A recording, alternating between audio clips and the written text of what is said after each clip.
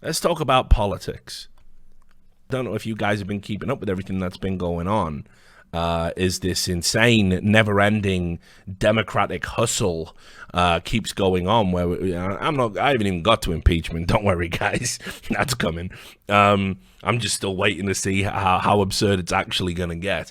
But the reality is, when you see all these Democratic nominees and kind of all this back and forth, and the press like are fawning on anybody that sort of fits the role of the traditional neocon Democratic candidate, they're saying, hey, look how well they're going to do.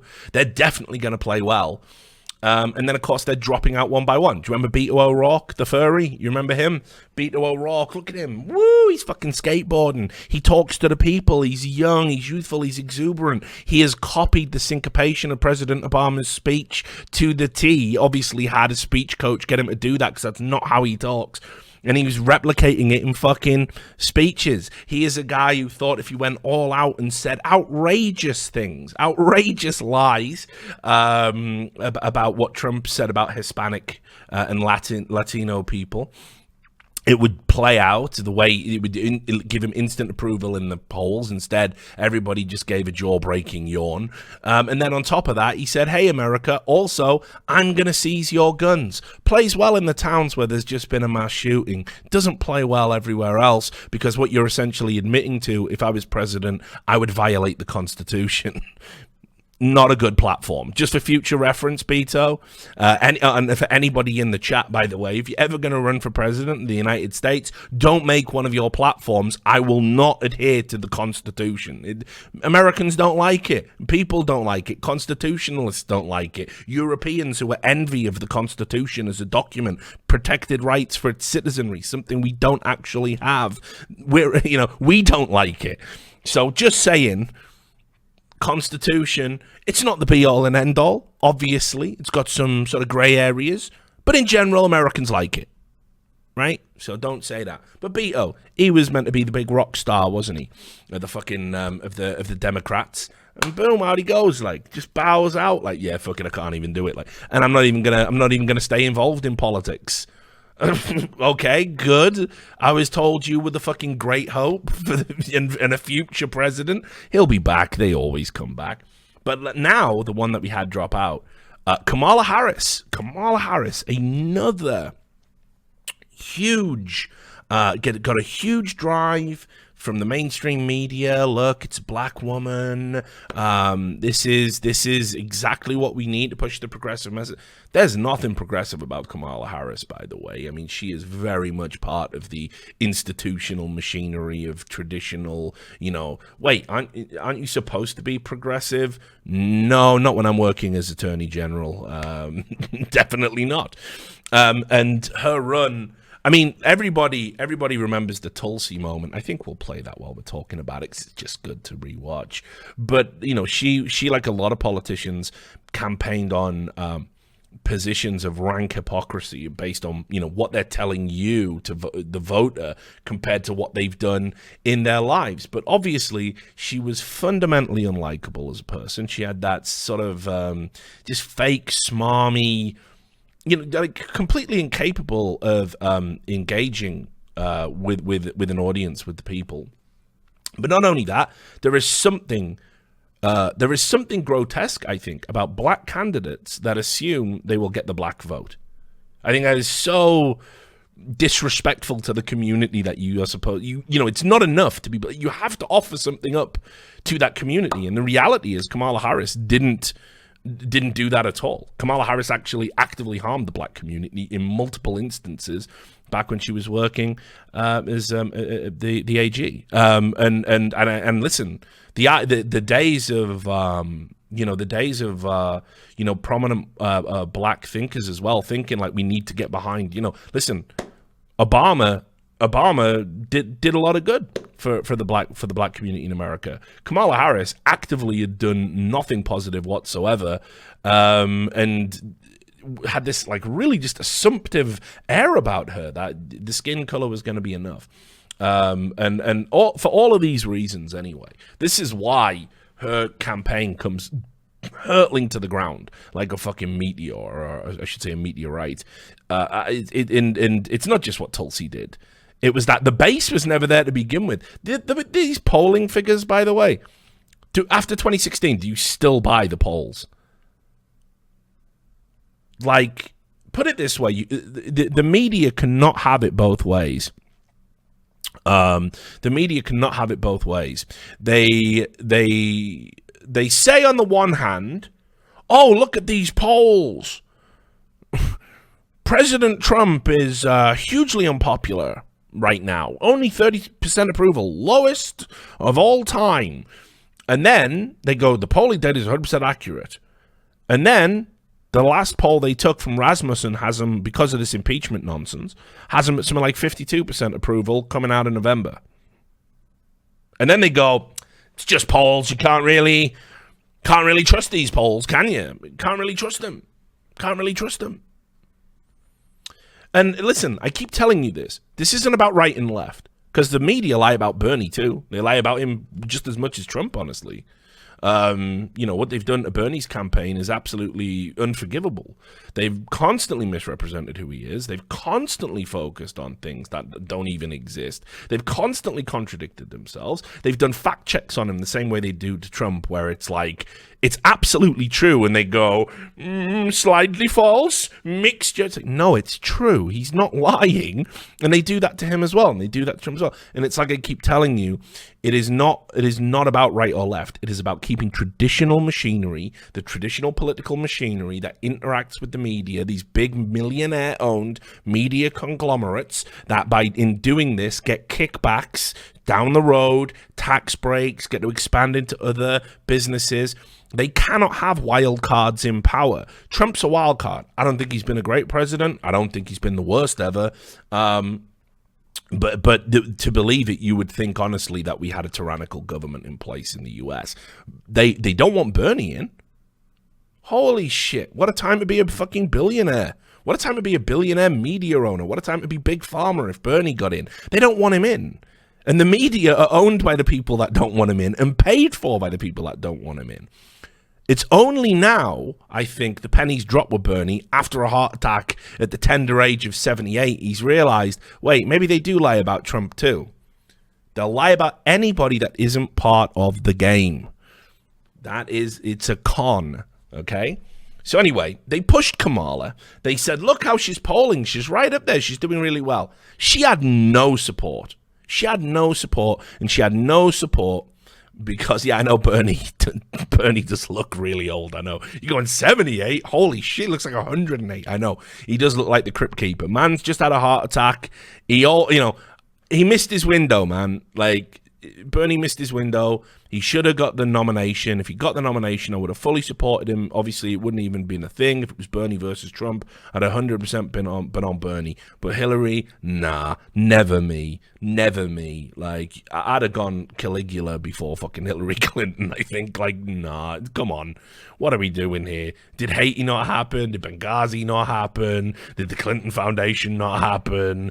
Did super predators not happen? Like, how many... Yeah, oh, I'm against gay marriage. Whoops, not anymore. Like, how many transgressions do we have to fucking ignore before we can say, no, I can't in good conscience support a candidate? You know, it doesn't matter how much you spoon feed me Orange Man bad. The reality is that is someone with a provable track record in politics of being corrupt and vile and horrific and flip-flopping on every fucking position she ever held to get elected to offices and whatnot. So fuck that. But anyway, it wasn't about Trump. If Bernie had ran fully 100% behind him, and he would have just been within the age limit where I would have gone, all right, I don't think anybody over 65 should be president, but I'm going to allow it, So anyway, Kamala Harris, she never had the support. They lied to you. They tried to make it sound like she was a genuine contender. They tried to make it sound like she actually had like a base. Not for a second. And the reason is, every time, like, her dropping out was inevitable, because every time she ever had a chance to try and present herself as somebody you could trust, she fucked it up every single time. So even if you were on the fence, you couldn't ever stand for Kamala, right? So I'm just going to give you an example. This is a notable example. I'm sure you guys, if you follow my channel, are already super aware of it. And this was what she did. So Kamala Harris went on this radio show called The Breakfast Club. They typically have, like, you know, musicians on there, whatever. And it's very irreverent. And we get an advert with Max. I don't know what this is bad. I don't know what that is. I'm just gonna mute it. You know we don't get ad block all up in this. Yeah, Max. I'll vote for Max for 2020, 100%. Yeah. Anyway, so this is what she did. Senator Kamala Harris was talking about how she wants to legalize marijuana, right? Which is the only sensible position. We've already got legalization. It should be legalized on a federal level. It should be legalized all across America, all across the world. We need to move it on the schedule so that we can research the impact of weed based on a developing brain. Okay.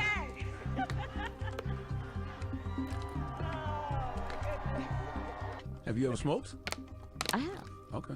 And I inhale. I did inhale. It was a long time ago, but yes. I think that it gives a lot of people joy, and we need more joy. We need more joy in this world. Right, that's all you need to see of that. So you can see how she's just laughing about it. You know, I inhaled. That's a reference to Bill Clinton, because back in the day, in case you weren't alive or you didn't follow American politics back then, Bill Clinton famously, when asked, had he ever tried marijuana, he was in a bit of a quandary because he had to keep up the image of being the super cool saxophone playing president. People used to very insultingly describe Bill Clinton as the first black president, by the way, which I again, it shows how tone deaf some Democrats can be. But anyway, he famously had to admit that he tried marijuana, but also to keep the more conservative element that was leaning towards a Bill Clinton presidency, had to keep them on side and couldn't have a pro-drug message. So he said, I tried marijuana, but I did not inhale, which of course is absurd. It's like I tried beer, but I didn't swallow. You know, it is a completely nonsensical stance to have. But he actually did say that. So whatever, but that's what she's alluding to there. So in case you thought that was strange, it's a joke about Bill Clinton. But there she is laughing about it, right? And saying, she goes on to say that she wants to legalize it because the incarceration rates of young men of color are incredibly high. And we know this. We know that black people are sent to prison in disproportionate numbers to white people for marijuana possession, and indeed drug possession charges in general in America. But let's just take a look at her record when she was a prosecutor and what her stance on marijuana actually was. So this is a report put out there in Mercury News, a campaign fact check.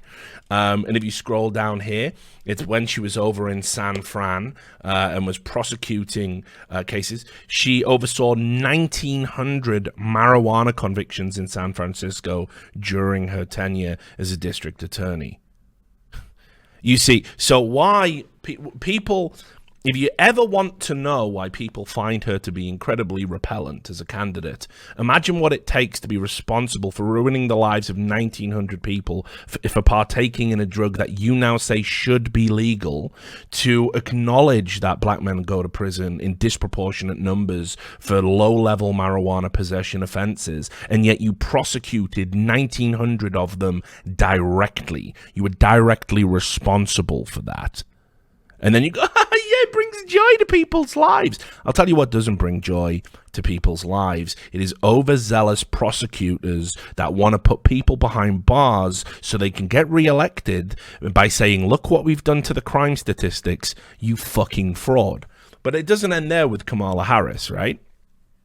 There was also, in case you wanted to know a little bit more about her time, there was a scandal that actually directly was linked to her office, although she claimed she had no specific knowledge of it, and that was there was this lab scandal. Joe Biden brought this up on the campaign. We're going to get to Uncle Joe in a bit. But basically, the prosecutors had to drop 1,000 drug cases because the crime lab they were using to get the evidence they would then use in court, which she would use as a prosecutor, was basically, there was also these scandals happening in the lab. These included, by the way, one of the technicians, Deborah Madden, stole cocaine from the lab. They brought cocaine in for testing. And this lab technician just went, yeah, fuck it, man. I'll be having some of that, I guess. Having some of that good.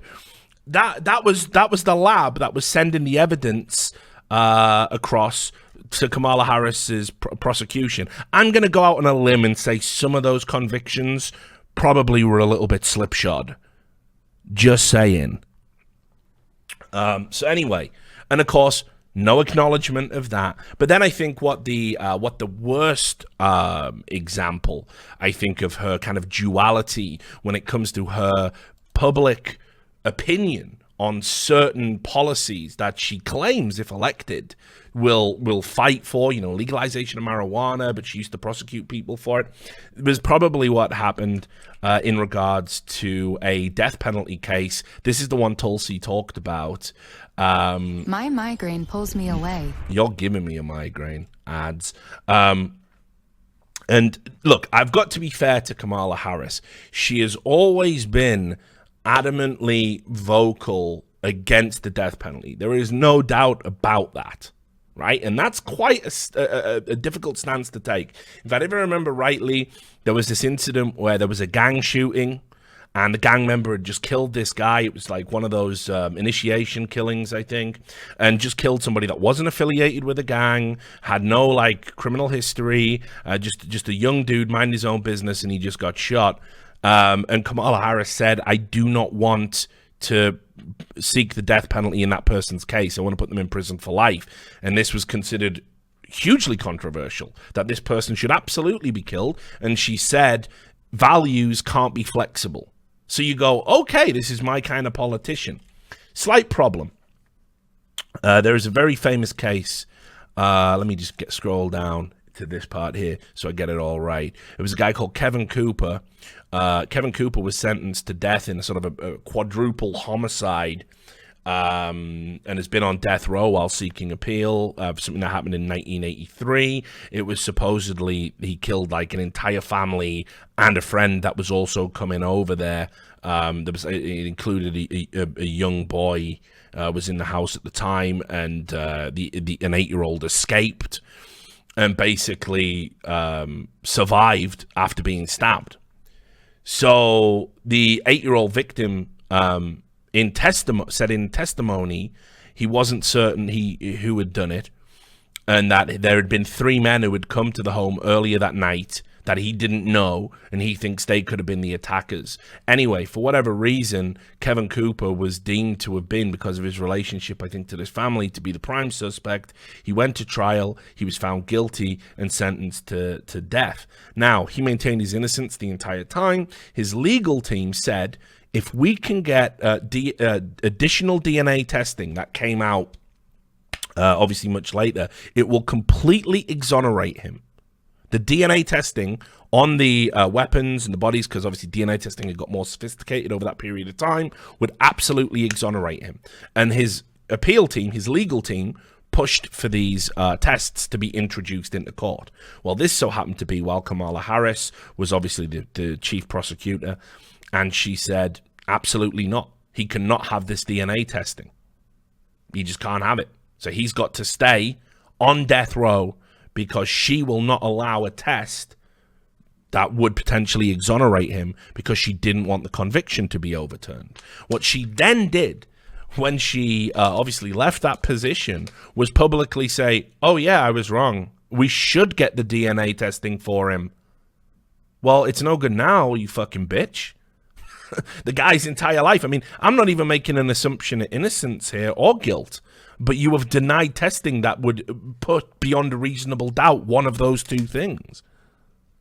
So that's who Kamala Harris is, guys. That's who she is.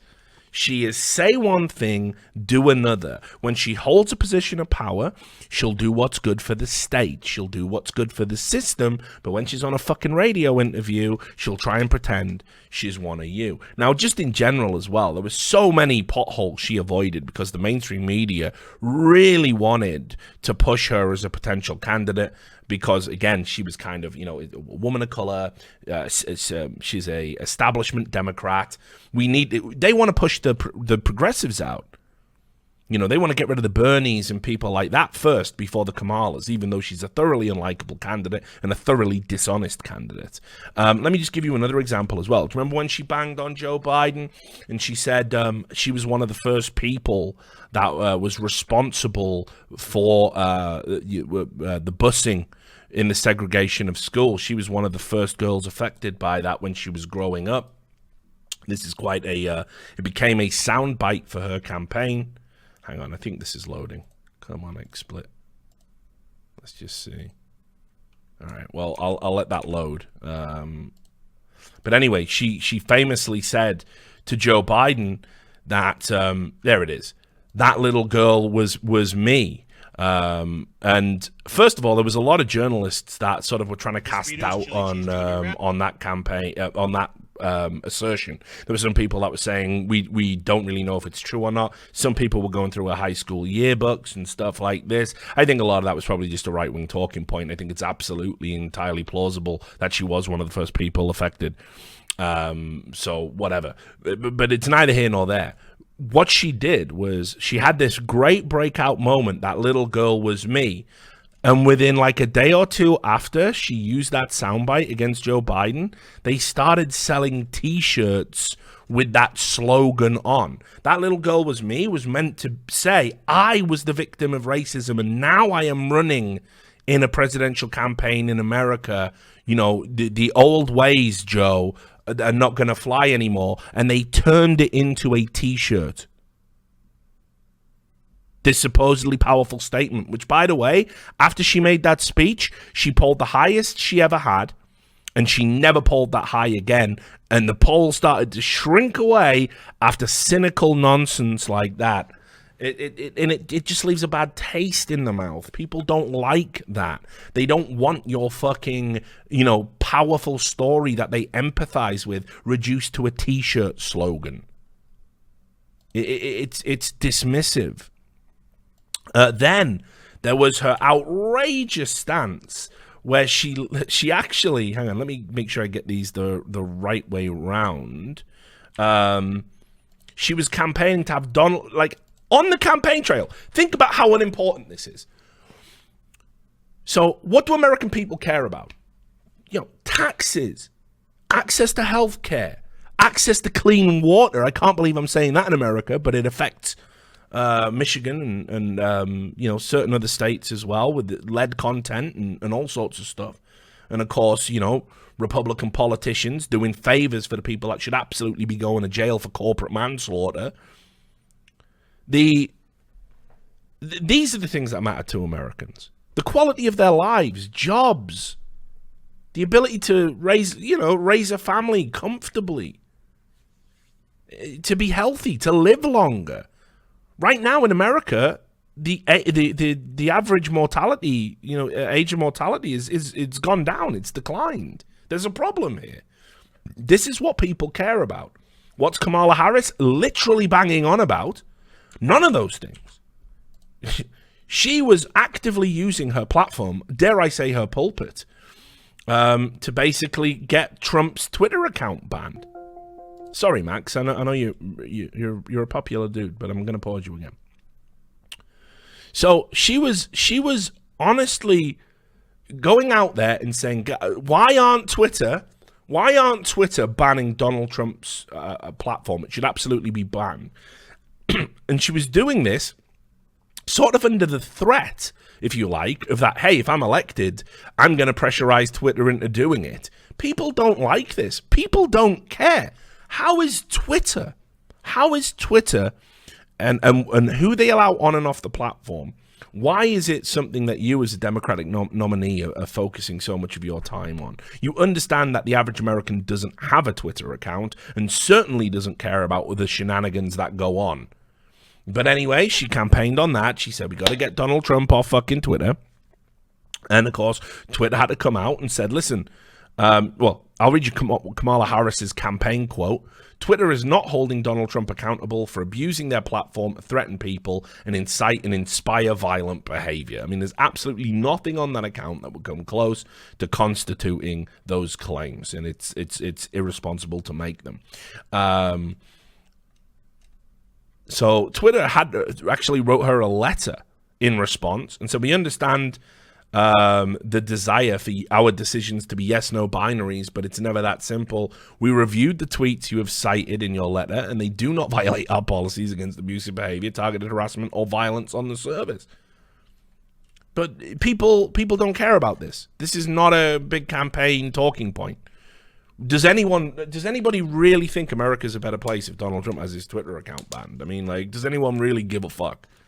I wish he'd stay off it. I've said that many times, but I don't want him banned. I wouldn't want any world leader banned from communicating in one of the most popular forums to do so. It would be ridiculous. K-pop accounts, on the other hand, that's a different matter entirely. So, so she campaigned on that basis. Then there was this absolute travesty that came out on the campaign trail. This story that broke that apparently, according to some articles they'd found from over 100 years ago, there was a claim that she was actually descended from slave owners in Jamaica. Now, Snopes had to put this down as unproven, because nobody has sort of verified the document's veracity.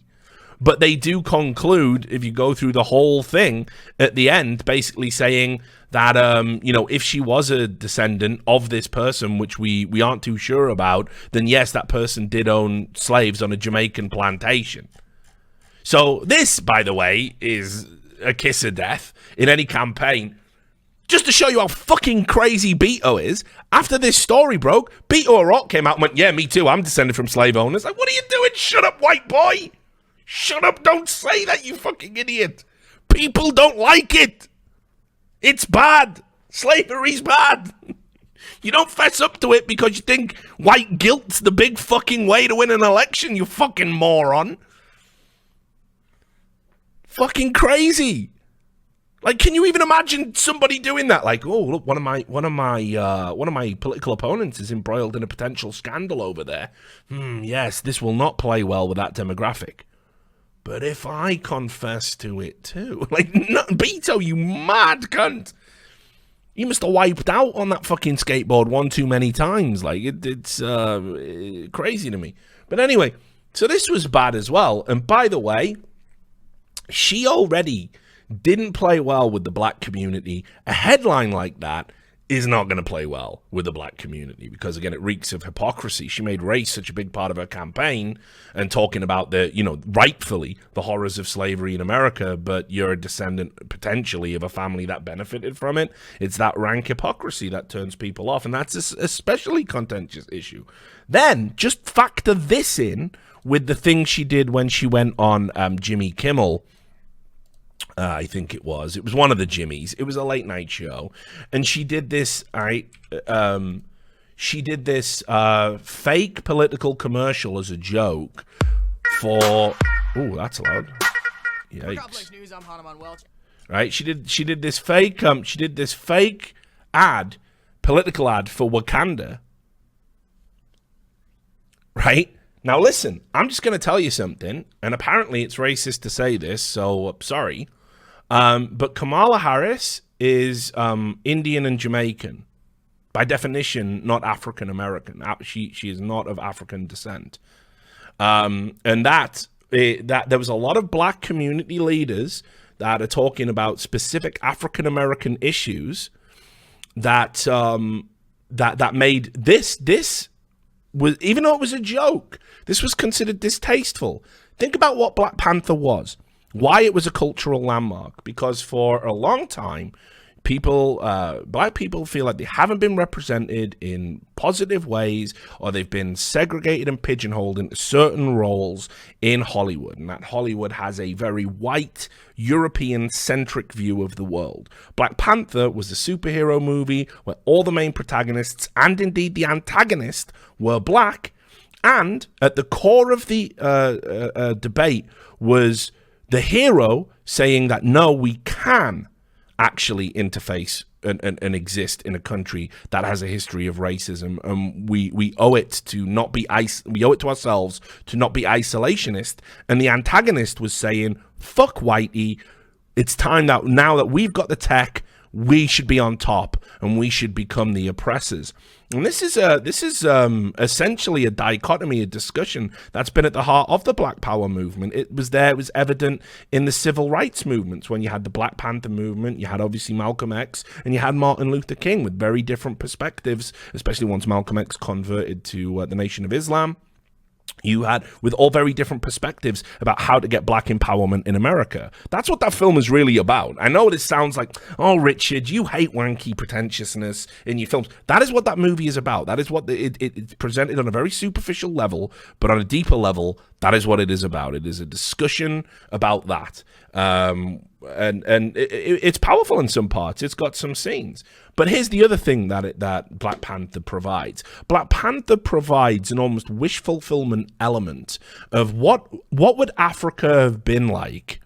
What would Africa have been like if white colonialism had never happened, if we hadn't ravaged that nation, if we hadn't drawn arbitrary lines and turned tribes against each other and harvested all of the resources and put inappropriate leaders in and all of these things? What would Africa look like? That's what Wakanda is. It's a symbol of African greatness back when there was all these empires that you guys that we never learn about, like the Maroons and the Mandinkas, and we don't learn about them in Western schools, but everyone goes, ha ha ha, they do the racist meme, we was Kangs or whatever, and there's never been an African nation or whatever, all of this nonsense. It's not true. The history shows that to be an absolute lie. But that's what Wakanda is. It is a wish fulfillment of what Africa would have been like if white colonialism hadn't ravaged the continent. Key word there, African. And that is important. That is central to the African-American identity, that people were brought from Africa against their will and put into slavery. That part of the heritage of the black community is so important that you cannot play fast and loose with it, especially if you're not from that group.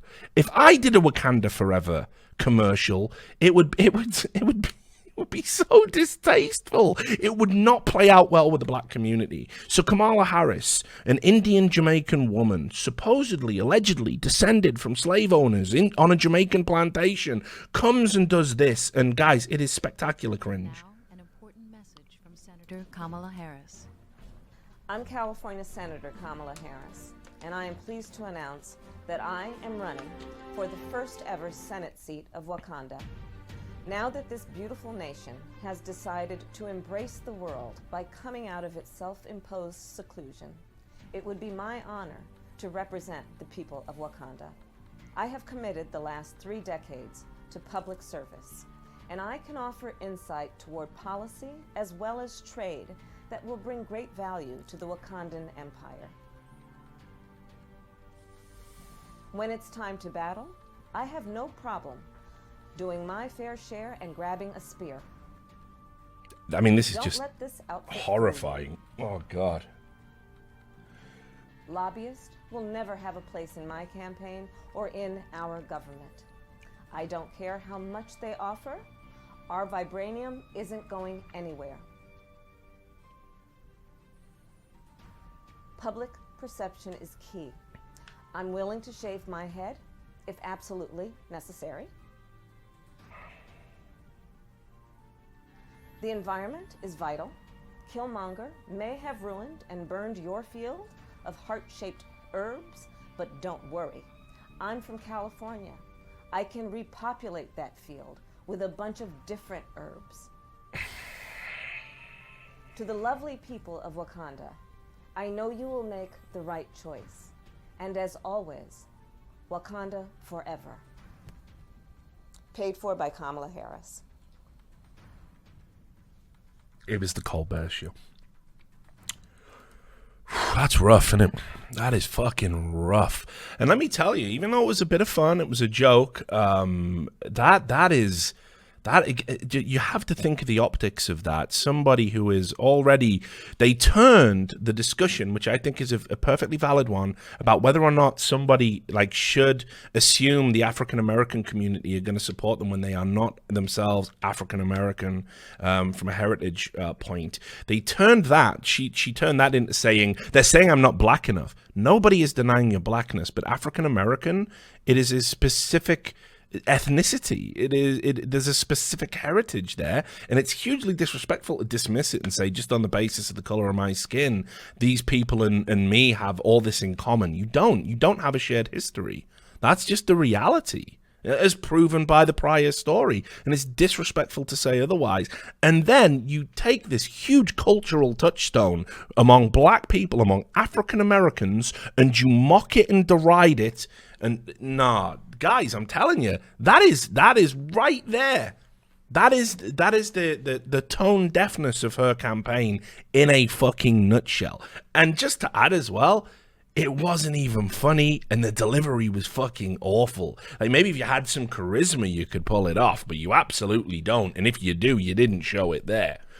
So this is how we end up with a fucking situation where, just check this out. This is Politico doing the reporting here. It talked about her support of black voters.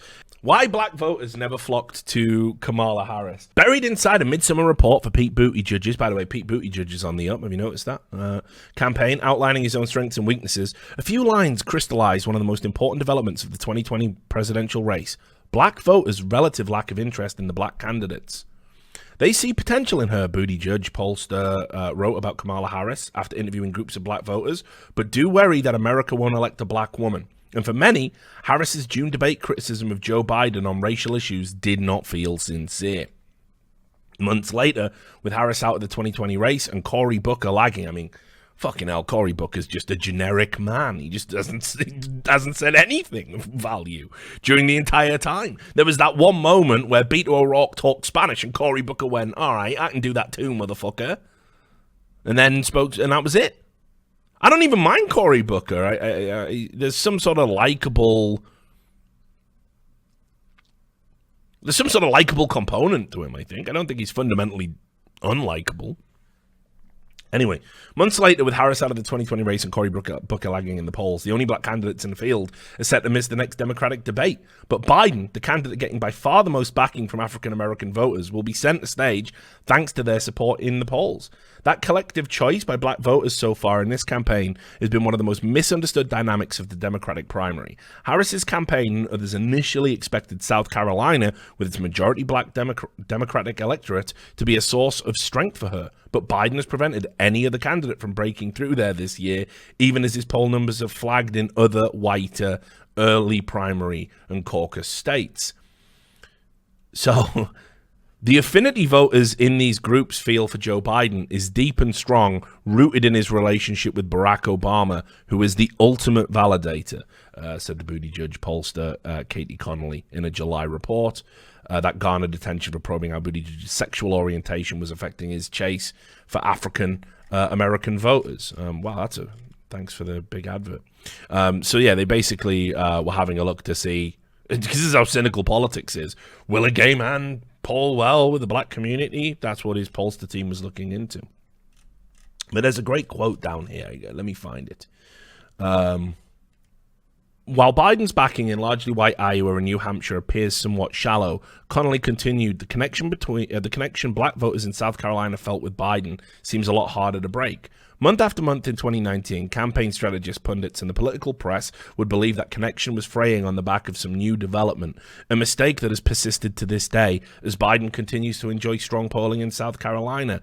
Black candidates make one primary mistake.